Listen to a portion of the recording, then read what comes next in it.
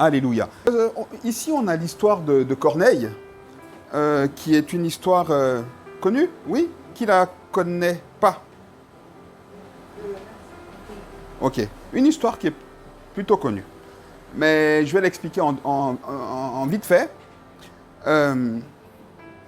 En tout cas, on explique un petit peu le contexte. D'accord? On a parlé il y a quelques semaines, je ne sais plus, pas la semaine dernière, il y a peut-être 2 semaines, ou je ne sais plus exactement.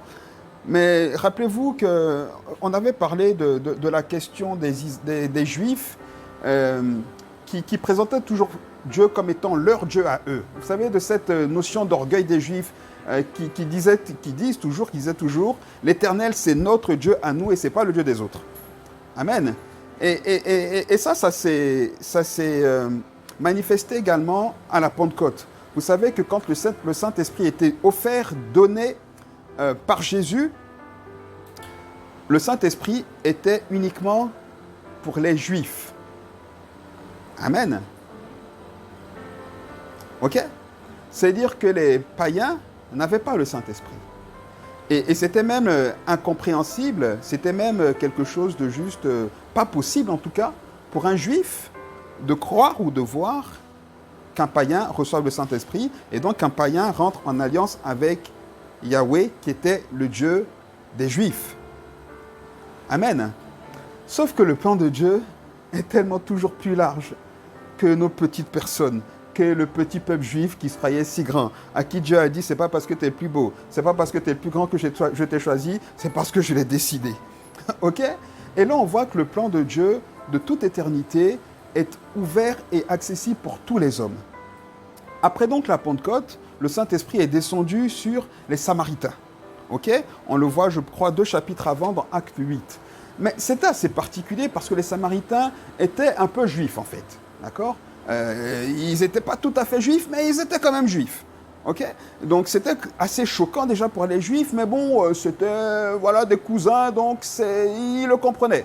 Et puis voilà que arrive cet épisode chez Corneille, qui n'est pas juif du tout, qui est ce qu'on appelait à l'époque et ce qu'on peut encore appeler aujourd'hui un païen. Ça veut dire que Corneille était romain. Ok? Et vous voyez hein, comment le Saint-Esprit pousse Pierre à aller chez Corneille. Pierre qui dit, ben non, moi je ne mange pas de ce qui est défendu. Le Saint-Esprit dit, si je te dis que tu peux manger, c'est que tu peux manger. Et ça veut dire que là, Pierre a l'autorisation de Dieu, du Saint-Esprit, pour aller dans une maison de païens pour annoncer l'Évangile. Amen. Et à partir de là, à partir de l'Esprit descendu dans la maison de Corneille, l'Esprit a été accepté, enfin, le don de l'Esprit, a été accepté comme étant ouvert à tous les hommes. Amen. C'est Paul qui dit hein, dans Galates 3, 28, il n'y a donc plus ni juif, ni grec, ni esclave, ni libre, ni plus homme, ni femme, car tous avons accès en Jésus-Christ par le Saint-Esprit. Amen. Et donc, cet épisode-là est très important pour l'histoire de l'Église, parce que c'est depuis cette époque-là que l'Église accepte que tous les hommes, quelle que soit leur origine, peuvent avoir accès à Dieu et être en relation avec Dieu le Père en Jésus-Christ. Amen. C'est important pour moi en tout cas. Pour moi, parce que je ne suis pas juif. S'il n'y avait pas eu Corneille, je n'aurais pas pu avoir accès à l'Évangile. Et je vous rappelle, je pense que personne ici n'est juif. Hein. Donc c'est important pour nous tous. À l'époque, on était tous des Corneilles, on aurait été tous des païens. Amen. Donc c'est un épisode capital, très important. Ceci dit, il y a quelque chose qui m'a frappé ici. La première chose qui m'a interpellé ici, c'est le choix de Corneille. Pourquoi est-ce que Dieu a choisi d'ouvrir cette page importante de l'histoire de l'Église chez Corneille, par Corneille? Vous vous rendez compte? C'est quand même assez extraordinaire. Alors, je ne sais pas vous, mais j'espère que vous ne passez pas à côté de ces choses qui sont très importantes. C'est juste pour nous quelque chose de révolutionnaire, ce qui s'est passé chez Corneille. Amen. Dans l'histoire de l'Église, j'allais dire, c'est beaucoup plus important que la Révolution française. Hein. Pour nous, en tout cas. Vous comprenez ce que je veux dire? C'est aussi, en tout cas, je veux dire, c'est un point marquant de l'histoire de l'Église. Et j'ai vraiment été à nouveau interpellant en demandant au Saint-Esprit, mais pourquoi Corneille? Corneille, il sort de nulle part. On ne parle de lui jamais avant et jamais après. Mais c'est chez lui que le Saint-Esprit décide de descendre. C'est chez lui que Jésus décide de donner le Saint-Esprit aux païens. Alléluia. Alors, j'aimerais qu'on regarde quelques aspects de la vie de Corneille qui vont, j'espère, je crois, nous rejoindre et nous aider ce matin. La conclusion, je vais la dire avant de relever les aspects de la vie de Corneille. La conclusion, elle se trouve dès le chapitre 1. C'est pour ça qu'on peut la dire dès maintenant. Vous êtes avec moi, on va la lire, enfin plus précisément au chapitre 2. La Bible dit au chapitre 1, il y avait à Césarée un homme nommé Corneille. C'était un centenier, un capitaine dans l'armée romaine. Cet homme était pieux et craignait Dieu. Il craignait Dieu avec toute sa maison. Et ça m'a interpellé. La Bible dit que Corneille craignait Dieu avec toute sa maison. Mais ce n'est pas fini. Parce que quand la Bible dit ça, on voit un peu plus loin, un peu après, quand Pierre arrive chez Corneille, quelque chose qui rejoint cette pensée et qui, encore une fois, me touche et me remet en question. La Bible dit que quand Pierre arrive, il entre chez Corneille, Corneille se jette à ses pieds, etc. D'accord ?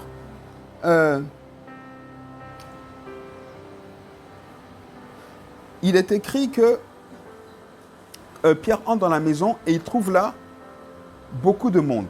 Amen. Il trouve dans la maison de Corneille beaucoup de personnes. Et ce qui est super intéressant ici, c'est que toutes ces personnes-là qui sont venues chez Corneille ont reçu le Saint-Esprit et donc se sont converties et se sont faites baptiser. Un évangéliste de folie.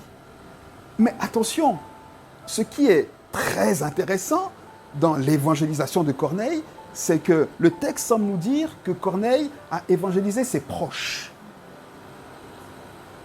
Vous êtes avec moi ? Et dites-moi si je me trompe, mais moi je constate que beaucoup de chrétiens galèrent à parler de l'évangile ou à amener à la conversion les membres de leur famille. C'est le plus dur. Vrai ou faux ? Je me trompe ou pas ? On galère.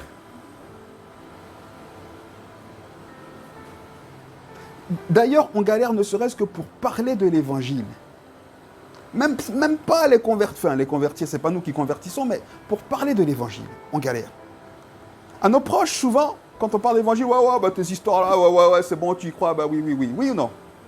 Et ça génère de la frustration, vrai ou faux ? Qui est frustré aussi ? Oui ? Oui. Et c'est toujours plus difficile, en tout cas de mon expérience, de parler de l'évangile aux gens qu'on aime, qui sont proches de nous, qu'aux gens qui sont loin. Alors qu'on est censé parler, premièrement, aux gens qui sont proches de nous. À Jérusalem, en Judée, et ensuite après ailleurs. Jérusalem pour nous, c'est nos proches. Et en ce sens-là, l'exemple de Corneille vraiment me touche. Amen. On veut regarder pour comment Corneille a réussi. Écoutez, avant de prendre ces deux points, j'aimerais juste souligner encore une chose. L'histoire nous raconte que Corneille a eu une révélation, d'accord ? Un ange lui apparaît. Et l'ange lui dit, va chercher Pierre, etc. Va chercher Pierre pour qu'il vienne vers toi. On reviendra dans 2 minutes là sur cet épisode-là. Mais ici, il y a aussi quelque chose qui m'intéresse. Au verset 7, la Bible dit, dès que l'ange qui avait parlé à Corneille fut parti, Corneille appela 2 de ses serviteurs et un soldat pieux d'entre ceux qui étaient attachés à sa personne. Qu'est-ce que ça nous dit ? Ça nous dit que même les serviteurs de Corneille et même les soldats qui étaient rattachés à son service avaient entendu l'évangile. On est d'accord, à ce moment-là, ce n'était pas encore l'évangile, mais avaient entendu parler de Yahvé. ils avaient entendu parler de la libération du peuple juif d'Égypte, ils avaient entendu parler de tout ce que l'Éternel avait fait avec le peuple juif, de David, etc., etc. Et tous avaient pris effet et cause pour Yahvé. Amen. Ses serviteurs, et même les soldats qui étaient à son service. C'est-à-dire pas ses serviteurs personnels, même les soldats qui étaient détachés à son service. Parmi eux, il y en avait qui étaient pieux. C'est assez intéressant et pour moi assez déroutant. Alors, comment Corneille a fait? Alors, j'avais prévu de parler un peu de Corneille, mais je vais le faire en très très peu de temps pour ne pas m'étendre dessus, pour ne pas prendre trop de temps, mais juste souligner quelque chose qui est important. N'oublions pas ici que Corneille, je l'ai dit, était capitaine de l'armée romaine. Et en tant que capitaine, il avait reçu une formation, une éducation païenne. Ça veut dire une formation, une éducation dans laquelle il n'y avait pas Dieu. Vous comprenez? Et quand on connaît un petit peu le contexte de Rome, de Rome à l'époque, on sait que ce genre de personnes qui avaient des postes assez importants, ben, ils vivaient une vie pas très pieuse. Vous comprenez? Et donc c'était normal que Corneille soit et fasse partie de ces personnes qui vivaient une vie païenne. Amen. Et je peux imaginer, en me mettant à la place des proches de Corneille, que quand il a rencontré Yahweh, la Bible ne dit pas comment, mais quand il a rencontré Yahweh et que sa vie a changé, ça ne les a pas laissés indifférents. Comment est-ce qu'on peut le savoir? Parce que la Bible dit, cet homme était pieux et craignait Dieu avec toute sa maison. Un peu plus loin, la Bible dit, quand les serviteurs de Corneille vont vers Pierre, ils disent à Pierre, c'est notre maître Corneille qui nous a invités, un homme pieux dont le témoignage est reconnu dans tout le peuple juif. C'est-à-dire que l'Église connaissait et reconnaissait Corneille comme étant un bon chrétien. Il venait de loin, Corneille, je vous le rappelle. Il venait de loin. Ce qui me touche ici, c'est les résultats de la vie transformée de Corneille qu'ont vu ses proches. Vous êtes avec moi? Les résultats de la vie transformée de Corneille qu'ont vu ses proches. C'est la clé. Et qu'est-ce qu'ils ont vu, les proches de Corneille? C'est peut-être ça qui va nous manquer. On va lire. Vous êtes avec moi? Est-ce que tout le monde me suit? Verset 2. Corneille était un homme pieux et craignait Dieu. Quand on dit qu'il craignait Dieu, ça veut dire qu'il avait un respect profond pour Dieu. Déjà là, on peut s'arrêter. Et réfléchir, quand on parle de craindre Dieu, c'est pas « oui, je crains Dieu » parce que... Non, non, non. Ça veut dire que ça a quelque chose d'impactant dans la vie quotidienne.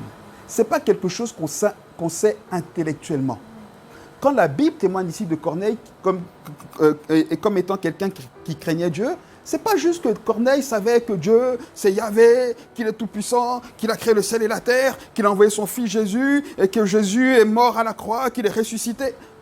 Non, ce n'est pas de ça que je parle. Parce que ça, il n'y a personne ici là, qui ne sait pas ça. Personne. Il y avait quelque chose de plus. Et la Bible dit ce qu'est ce plus. Il craignait Dieu, il était pieux, il faisait beaucoup d'aumônes et il priait Dieu continuellement. Voilà comment je vais dire ça? Une première chose en tout cas qu'on peut voir de la vie de Corneille. En fait, Corneille était ce qu'on appelle un homme spirituel. Et vous savez quoi? Quand on est spirituel, on n'a pas besoin de témoigner à nos proches. Quand on est spirituel, ils viennent. Ils peuvent prendre du temps, mais ils viennent. savez comment je sais ça? Relisez un peu les épîtres, les lettres de Jacques et Jude, qui sont les petits frères de Jésus. Quand Jésus était vivant, ils ne croyaient pas en lui. Ils disaient, tu te prends pour qui? Pourtant, Marie, leur maman, Marie était la maman de Jacques et Jude. Leur maman leur a dit, Jésus, je ne l'ai pas eu de votre père. Le Saint-Esprit est descendu sur moi. Elle leur a tout expliqué. Et eux, incrédules de chez incrédules, parce que c'était leur frère. Ils disaient, oh, Jésus, toi, t'es façon. Vous savez, un peu comme les frères de David. Oh, t'aimes bien te faire voir. Ça a mis du temps. Mais comme Jésus était spirituel, ça les a impactés. Lisez les lettres. Je suis toujours frappé quand je lis les lettres de Jacques et de Jude et que je les vois, je les lis en train de parler de leurs frères en disant notre Seigneur, notre Dieu. Enfin, je ne sais pas si vous imaginez. C'était leurs frères, ils ont grandi ensemble, ils ont joué aux billes ensemble. Ils ont joué au foot, ils ont fait des 400 coups ensemble. Parce que Jésus était un enfant comme nous. Hein. Ils ont tout fait ensemble. Ils l'ont vu grandir et tout, mais à un moment donné, ils se rendent compte que Jésus est leur Seigneur et leur Dieu. Même Marie, qui a porté Jésus dans son sein. Vous connaissez ce cantique de Noël? Marie, savais-tu? Marie, savais-tu que l'enfant qui était dans ton sein est Dieu qui est venu mourir aussi pour toi? Vous vous rendez compte? Marie, elle a fessé Jésus. Arrête, viens là, Jésus. Marie a fait ça, je ne sais pas si vous savez. Hein. Mais comme Jésus était spirituel, c'est pas vous savez, l'expérience de ce qu'on a vécu et tout, ça passe. Hein. Si vous croyez que c'est faux, là, regardez si vous avez aimé quelqu'un, aimé dans le sens amitié et tout. Hein. Vous avez une relation d'amis très très forte avec quelqu'un depuis longtemps et puis vous ne le voyez plus. Là. Après, ça passe, il y a un lien, mais bon, ça passe, vous comprenez? Donc, ce qui a impacté Marie, ce n'est pas juste l'expérience de ce qu'elle a vécu avec l'ange qui est venu, etc., etc. Non, ce qui l'a impacté, c'est ce qu'elle voyait de la vie de Jésus. Pas ce qu'elle a entendu. Oui, bien sûr, parce que parce que la Bible dit que la foi vient de ce qu'on entend. Donc, il a fallu que la parole soit annoncée, évidemment. Mais ce qui a impacté, c'est la vie de Jésus. Cette vie pure, cette vie sainte. Vous êtes avec moi jusqu'ici? Et regardez Corneille. La Bible dit qu'il priait chaque jour. Et ce Corneille qui n'était pas encore touché, qui ne connaissait même pas encore le Saint-Esprit. Vous ne connaissez pas le Saint-Esprit, Corneille? La Bible dit, verset 3, qu'un jour, à la 9e heure, il vit clairement dans une vision un ange de Dieu. Un ange vient de visiter. Moi, je vois dans la Bible, hein, si vous la lisez comme moi, il y a toujours deux types de personnes que les anges visitent. Ceux qui sont au milieu, jamais. Les au milieu, là, jamais. C'est soit les bons, soit les mauvais. Oui ou non? Gédéon, c'était un bon ou un mauvais? L'ange l'a visité ou pas? Abraham, au chêne de Mamré. Oui ou non?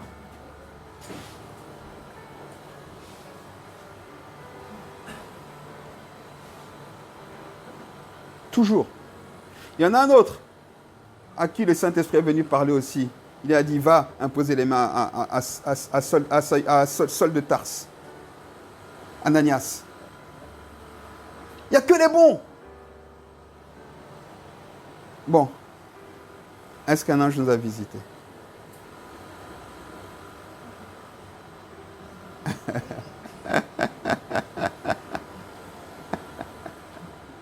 Attention, je ne suis pas en train de dire que c'est une caractéristique d'être un bon chrétien. Attendez. N'allez pas chercher un ange à me visiter parce que sinon ma vie chrétienne n'a pas de sens. Non, ce n'est pas ce que je dis. Ce que j'essaie de dire, c'est que ici, la Bible souligne le caractère spirituel de Corneille. Et c'est ça qu'on doit garder comme modèle. L'ange visite et regardez ce que l'ange lui dit. Il n'a pas demandé à l'ange, viens me visiter et tout. Non, il est même surpris. La Bible dit les regards fixés sur lui et saisi d'effroi. C'est-à-dire qu'il est étonné. Il dit, mais qu'est-ce que tu fais? Il y a un ange, mais qu'est-ce qui se passe? Attention, qu'est-ce qui se passe? Et Corneille dit, qu'est-ce Seigneur? Et l'ange dit, tes prières et tes aumônes sont montées vers Dieu. C'est-à-dire, Dieu a entendu tes prières. L'ange ne dit pas de quoi il s'agit comme prière. Ok? Mais dans ce que l'ange dit à Pierre, à Corneille, pardon, on peut imaginer le contenu des prières. Est-ce que vous me suivez jusqu'ici? Vous me suivez? Ça souligne toujours l'aspect spirituel. Les prières de Corneille n'étaient pas fixées sur lui. Seigneur, donne-moi. Seigneur, souviens-toi de moi. Seigneur, ouvre les portes. Seigneur, terrasse mes ennemis. Seigneur, donne-moi. Non. Parce que, excusez-moi, je ne dis pas que ces prières-là, il ne faut pas les faire. Moi aussi, je les fais. Mais ça, c'est des prières de bébé. À un moment, quand on grandit, on n'est plus fixé sur nous, on est fixé sur Dieu. Parce qu'on sait que c'est quand on est connecté à Dieu qu'il nous donne. Vous comprenez ce que je dis? C'est ce qui s'est passé avec Abraham. C'est ce qui s'est passé avec Pierre. Et ça, c'est une des caractéristiques de l'homme, de la femme spirituelle. Enregistrez-vous quand vous priez. Réécoutez vos prières. Et vous verrez. Vous croyez que pourquoi je vous engage toujours dans l'adoration à vous fixer sur Jésus, à toujours lui dire qui il est, ce qu'il est? Parce que c'est ça, être spirituel, c'est garder les yeux fixés sur Jésus. Quand on est plein de l'Esprit de Dieu, on est amoureux de Jésus. Et quand on est amoureux de Jésus, on ne regarde plus à nous-mêmes. Nos problèmes, là, on sait que Jésus les prend en charge. Vous croyez que David, quand il a écrit le psaume 23, tout allait bien? Il a dit, Alléluia, ouais, quand je traverse avec les hommes de la mort, tout va bien. Non! C'était dans la galère, mais il savait qu'il fallait qu'il fasse quoi? Qu'il loue Dieu et qu'il soit en louant Dieu, que Dieu lui répondait. Pas comme nous, les bébés, toujours, mais les gens, ils regardent autour, ils regardent, hein, nos proches, là.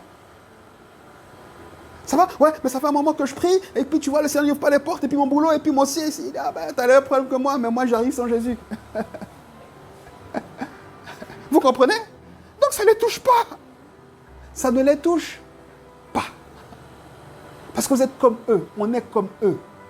Mais quand on est spirituel, Dieu n'a pas répondu, mais je m'attends à lui. Tu sais, il est Dieu, hein? Il fait ce qu'il veut. Mais il est Dieu. Je m'attends à lui. Il arrive. Il n'est jamais en retard. Et je te regarde, il dit, mais t'es fou, t'es folle ou quoi? Non. J'ai foi en Dieu. C'est ça qui impacte les gens. Et vous croyez que, surtout nos proches, ils nous connaissent. Vous savez qu'avec nos proches, on ne peut pas feindre. Hein? On ne peut pas mentir. On ne peut pas mentir. Moi, je vous dis, hein, je vous rappelle cette petite anecdote quand je me suis converti. J'ai déjà expliqué ça. Mais je suis resté enfermé des jours. Je faisais ça régulièrement. Je restais enfermé, j'étais avec ma Bible. Tellement j'avais soif de Dieu. Mes parents, ils me regardaient d'un œil comme ça. Ils disaient, le gars là, attendons. Parce que ça ne les impressionnait pas. Que je reste enfermé, que je prie et tout. Ça les impressionnait. Mais ils me connaissent. Ils me connaissaient. Le gars là, peut-être qu'il est en train de nous faire un truc. Non. Ce qui les a convaincus, c'est ma vie transformée. Ce n'est pas le fait que je ne fume plus, que je ne fasse plus ci, que je ne fasse... Non. Ça, tout le monde y arrive sans le Saint-Esprit. Vous savez ça ou pas? Il y a des menteurs patentés qui, du jour au lendemain, font une thérapie ou bien prennent conscience et puis qui ne mentent plus. Vous le savez ou pas? Il y a des coureurs de jupons qui, du jour au lendemain, disent aujourd'hui, moi, j'arrête. Moi, j'ai toujours été impressionné, j'ai peut-être déjà dit, mais quand on était étudiant, j'ai un ami, à l'époque, on fumait, et puis un coup, là, il arrive, il me dit, ah tiens, je suis malade, j'ai une grippe et tout. Je dis, ok, écoute, on va fumer. Il dit, je fume plus. Comme ça. Parce qu'il avait la grippe. J'ai dit, ouais, ça va lui passer, il a la grippe. Il a arrêté de fumer. Il n'était pas chrétien. Moi, je luttais. Et encore chrétien, je luttais. Lui, il n'est pas le Saint-Esprit. Comme ça, il a arrêté de fumer. Donc, tout ça, ça n'impressionne pas. Quoi? On arrive, ouais, tu vois, moi, ma vie est rangée. Ça ne les impressionne pas. Il y a des gens qui disent, mais moi, ma vie était rangée avant que toi, tu connais Jésus. Ma vie était plus propre que la tienne avant que toi, tu connais Jésus. Vous pensez que c'est ça qui va impressionner? Non. Et ce n'est pas ce que Corneille présentait. Hein. Ce n'est pas le fait que Corneille n'allait pas au bain, qu'il n'allait pas dans les fêtes païennes, etc. Ce n'est pas ça qui a impacté sa famille, hein, ses proches. Non. C'est parce qu'il était spirituel. Et on voit dans le contenu des prières, comme je dis. Il dit, tes prières et tes aumônes sont montées devant Dieu, il s'en est souvenu. Maintenant, on voit des hommes vers Pierre, etc. Corneille, il ne comprend même pas. Il dit, ah, Dieu entend mes prières, mais en fait, de quelle prière il parle? Parce que jusque-là, il ne sait pas de quoi il s'agit, hein, mais il obéit. Il dit, ok, allez chercher Pierre et tout. Ensuite, quand Pierre arrive chez Corneille. Corneille l'attendait, je suis au verset 24. Verset 25, Pierre entre, Corneille vient, il tombe à ses pieds, il dit, non, non, relève-toi, etc. Et puis, verset 28,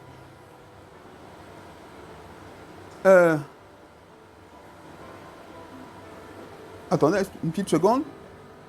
Voilà. Non, je suis au verset 22. Non, même 21 même.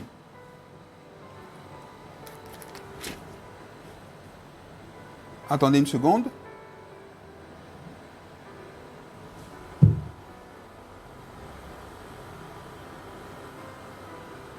Voilà. C'est bon. Verset 29. Il dit, ok, tu sais, moi, Pierre, je suis un gars saint. Hein. Il dit à Corneille. Hein. Il dit, moi, tu sais, normalement, je ne vais pas chez les païens. Hein. Alors attention, hein. Moi, je suis quand même Pierre. Hein. Mais bon, le Saint-Esprit m'a repris. Il m'a montré une vision, etc. Vous connaissez l'histoire et il m'a envoyé chez toi. Ok? Et Pierre demande à Corneille, maintenant, verset 29, quel est le motif pour lequel vous m'avez fait envoyer chercher? En fait, vous attendez quoi? Corneille, il répond à Pierre. Il dit, tu sais quoi? Même moi, je ne sais pas. Un ange est venu, il m'a dit que Dieu s'est rappelé de mes prières. Je ne sais même pas desquelles. Tout ce que je sais, c'est qu'il m'a dit, va chercher Pierre. Alors tu es venu, on écoute ce que tu as à nous dire.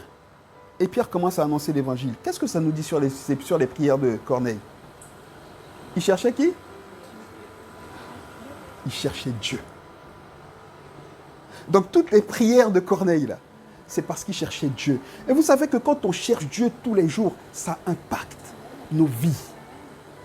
C'est ça. Parce que quand on cherche Dieu, on va où? On va dans sa présence. Vous comprenez? Quand on cherche Dieu, on va dans sa présence. Et quand on est dans la présence de Dieu pour chercher Dieu, nos vies sont transformées. C'est ce que Paul dit. Il nous transforme de gloire en gloire à son image. Quand on le cherche. Pas quand on va pour dire, papa, papa, donne-moi, papa, papa, donne-moi, rappelle-toi. Corneille n'a tellement rien demandé qu'il ne s'est même pas dit, en fait, tu t'es souvenu de quoi? Je t'ai demandé quoi, en fait? Amen ou pas? Vous êtes avec moi ce matin?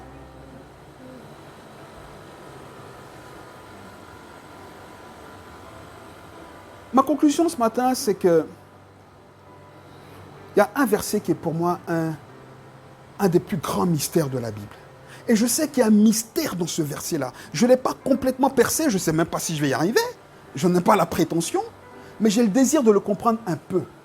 Et Corneille m'a donné une petite révélation de ce mystère. Ce verset, c'est celui qui dit quand Paul est en prison avec... avec Silas. Quand il est avec Silas et que le Saint-Esprit vient dans la prison et que par la louange, il fait sauter les verrous de leur lien, de leur chaîne, et que le garde veut se... Vous connaissez l'histoire? Il veut se suicider, il ne fait surtout pas ça. Ils se mettent à genoux, il dit, mais que ferais-je? Il dit, si tu crois, il dit quoi? Si toi, écoutez bien, il dit, si toi, tu crois, ta famille et toi, vous serez sauvés. En fait, c'est un truc que c'est un truc. Et je ne comprends pas comment on peut avoir une telle promesse. Il n'y a pas d'ambiguïté sur cette promesse. Je ne comprends pas comment on peut avoir d'un côté cette promesse et toutes les galères, les difficultés qu'on a pour ne serait-ce qu'annoncer l'évangile à nos proches. Et là, Corneille me donne une piste. Je ne suis pas en train de dire que j'ai percé le mystère, hein, mais il me donne une piste. Quand je lis la vie de Corneille, en tout cas ce que le texte en dit, qu'un chapitre, long mais qu'un chapitre, pas plus. Je me rends compte que j'ai beau faire le beau, j'ai beau faire le gars propre, vous savez, le gars qui a la vie rangée, etc. Ça n'impressionne pas mes proches.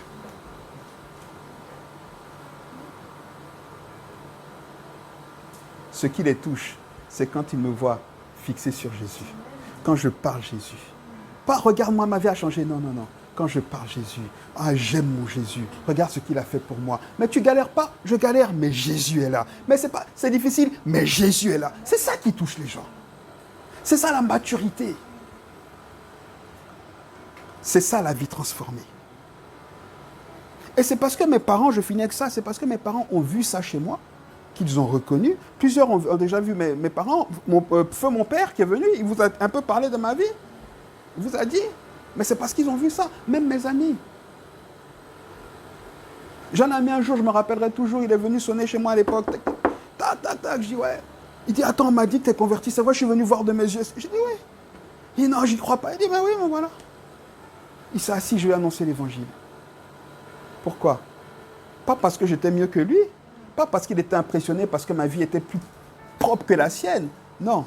Parce que ma vie reflétait le désir de représenter Jésus. C'est ça. Vous comprenez? Donc, si on veut que nos familles soient impactées, suivant l'exemple de Corneille, gardons les yeux fixés sur Jésus. Prions continuellement, pas pour réclamer, pas pour chercher, pas pour recevoir, mais pour donner à Dieu. Pour donner quoi? La louange. Pour donner quoi? L'adoration, pour donner la gloire, l'élévation. Amen ou pas? C'est ça. Amen.